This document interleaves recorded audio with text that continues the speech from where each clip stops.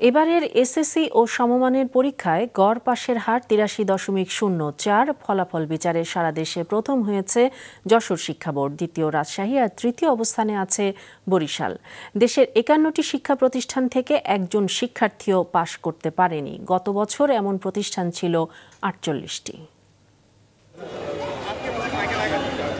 এবছর এসএসসি দাখিল ও সমমানের পরীক্ষায় অংশ নেয় ২০,২৪,১৯২ জন শিক্ষার্থী। পাশ করেছে ১৬,৭২,১৫৩ জন। সকল শিক্ষা বোর্ডে গড় পাশের হার ৮৩.০৪%। ছেলেদের পাশের হার ৮২.৩৯%, মেয়েদের পাশের হার ৮৫%।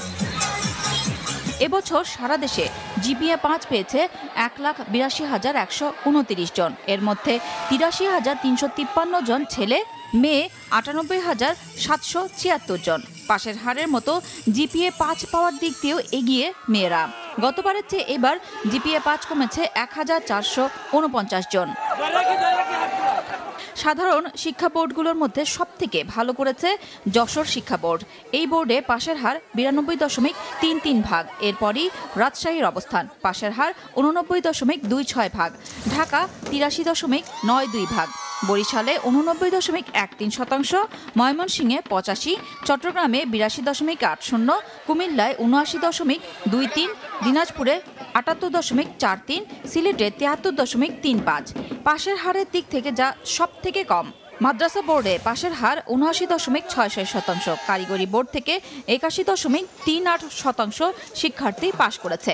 পাশের হারটা হয়তোবা যেহেতু পরীক্ষার্থীর সংখ্যা কিছুটা কম ছিল, সেই কারণে হয়তোবা শতাংশের হিসেবে গিয়ে পার্সেন্টেজটা বেড়ে থাকতে পারে। আরেকটি বিষয় হচ্ছে, এই বছর কিন্তু প্রতিষ্ঠানগুলো, এই বছরে যারা পরীক্ষার্থীরা ছিলেন তারা পূর্ণাঙ্গ পরিবেশে প্রতিষ্ঠানগুলোতে শ্রেণীকক্ষে পাঠদানের সুযোগটা পেয়েছিলেন, যেটা আসলে তার পূর্ববর্তী বছরে সেটা কিন্তু সেইভাবে সম্ভব হয়নি। কোভিডের কারণে আপনারা জানেন যে প্রতিষ্ঠানগুলো বন্ধ ছিল।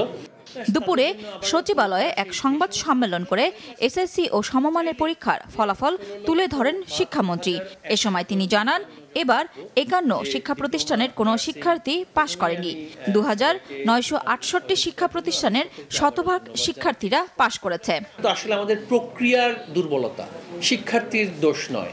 তা আমাদের একটা প্রবণতা হচ্ছে যে শিক্ষার্থীর উপরে দোষ চাপিয়ে দেয়া, যে আমাদের শিক্ষা প্রক্রিয়ার মধ্যে যত বেশি বিনিয়োগ বাড়বে, যত বেশি বৈজ্ঞানিকভাবে স্বীকৃত শিখন পদ্ধতি যত বেশি আমরা রপ্ত করতে পারবো, এবং শিশুদেরকে শুধুমাত্র ফলাফল নির্ভরতা, পাশ ফেলের যে জটিলতা, সেটার মধ্যে থেকে বের করে নিয়ে আসতে পারলে আমরা অবশ্যই শতভাগ সেখানে আমরা লক্ষ্য অর্জনে সক্ষম হব। সংবাদ সম্মেলনে শিক্ষামন্ত্রী জানান, কোরবানির ঈদের পর থেকে শিক্ষা প্রতিষ্ঠানে শনিবারের ছুটি বহাল থাকবে। নুরুন নাহার উইলি, মাছরাঙা সংবাদ, ঢাকা।